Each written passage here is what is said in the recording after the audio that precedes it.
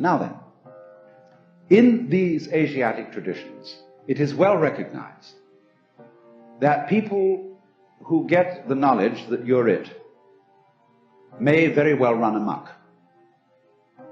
And therefore they always couple any method of gaining this, whether it is yoga, whether it is smoking something or drinking something or whatever is the method, they always couple it with a discipline. Now I know the word discipline isn't very popular these days, and I would like to have a new word for it, because most people who teach disciplines don't teach them very well.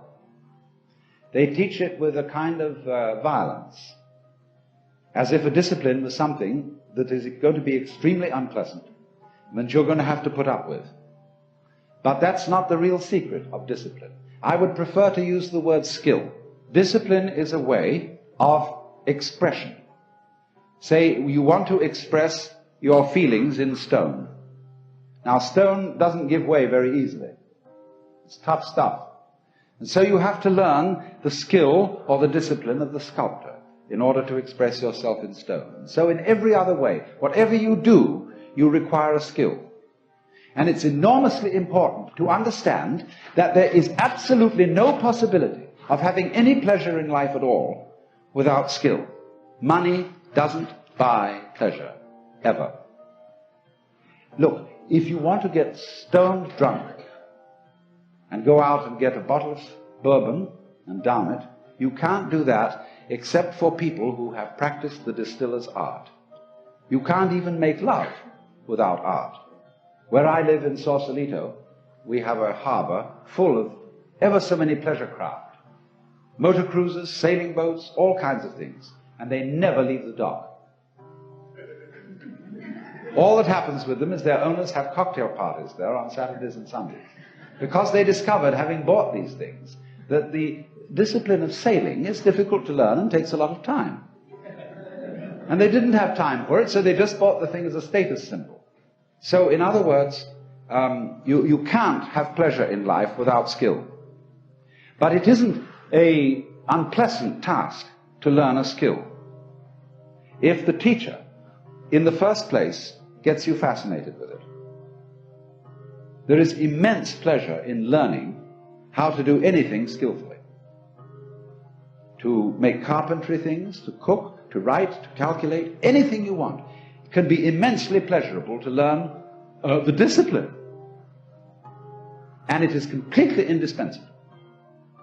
Because look, you may be a very inspired musician. I'm not a musical technologist, you see, and I regret it, but I'm a word technologist.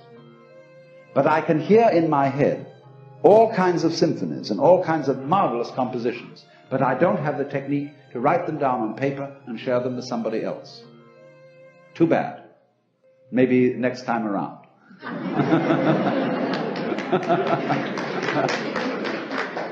But you see, so far as words are concerned, I can express ideas because I have studied language.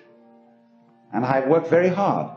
Not that I didn't like it, I intensely enjoy the work of writing a book, although it is difficult.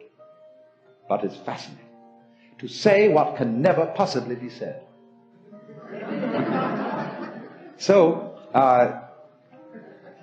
you see what's happening. What you have to do, you have inspiration, but then you have to have technique to incarnate, to express your inspiration. That is to say, to bring heaven down to earth. And to express heaven in terms of earth. Of course, they are really one behind the scenes. But there's no way of pointing it out unless you do something skillful. You see, we are all, at the moment, absolutely in the midst of the beatific vision. We are all one with the divine, or some, I don't like that sort of wishy-washy language, but we are all there. But we are so much there that we're like fish in water. They don't know they're in water. Like the birds don't know they're in the air because it's all around them.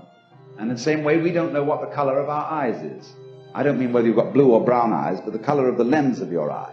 You call that transparent. No color. See, because you can't see it. But it's basic to being able to see anything. So in order to find out where you are, there has to be some way of drawing attention to it. And that involves skill.